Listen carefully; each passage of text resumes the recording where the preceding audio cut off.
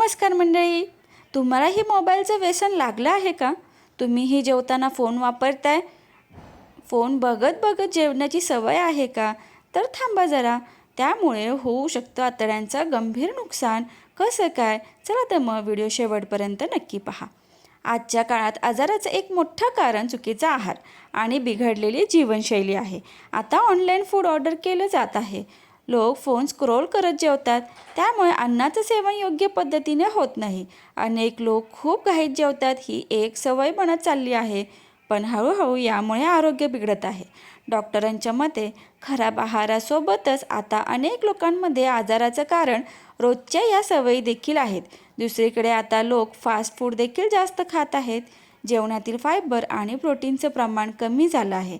याचा परिणाम आतड्यांच्या आरोग्यावर होत आहे. आतड्यांचे आरोग्य बिघडण्याचे मुख्य कारण म्हणजे जेव्हा लोक फोन पाहून जेवतात, तेव्हा काही लोक अन्न योग्य प्रकारे चावत नाहीत.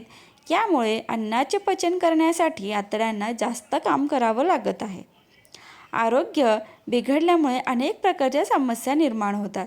कोणत्या ते आपण पुढे पाहूयात. आतड्यांचे आरोग्य बिघडल्यामुळे अनेक प्रकारच्या समस्या निर्माण होतात. यामुळे मायक्रोबायोममध्ये असंतुलन निर्माण होते, ज्याचा परिणाम रोगप्रतिकारशक्तीपासून ते झोपेपर्यंत होतो. चिंतेची बाब म्हणजे सोशल मीडियाच्या या काळात अनेक लोक फोन स्क्रोल करत जेवत आहेत. यामुळे त्यांना चांगलं वाटतं खरं, पण पचनशक्ती बिघडत आहे. 2025मध्ये झालेल्या एका संशोधनानुसार सुमारे 39% शहरी लोक कमी फायबर असलेला आहार घेतात, तर 36%हून अधिक लोक जास्त साखर असलेल्या पदार्थाचे सेवन करतात. खाण्यापिण्याच्या सवयीमुळे आतड्यांचं नुकसान होतं.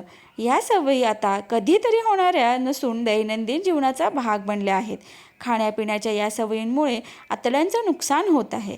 यामुळे शरीरात जळजळ होणे किंवा सूज वाढणे आणि रोगप्रतिकारशक्तीवर परिणाम होतो.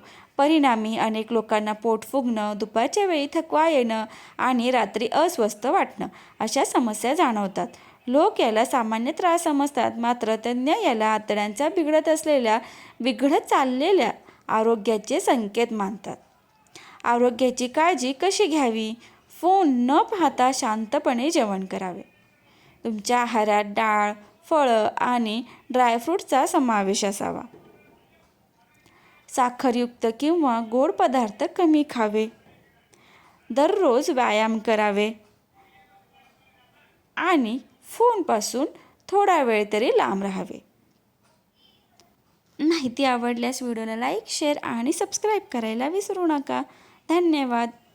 आणि तुम्हालाही मोबाईलचे व्यसन आहे का? कॉमेंट करून मला नक्कीच कळवा.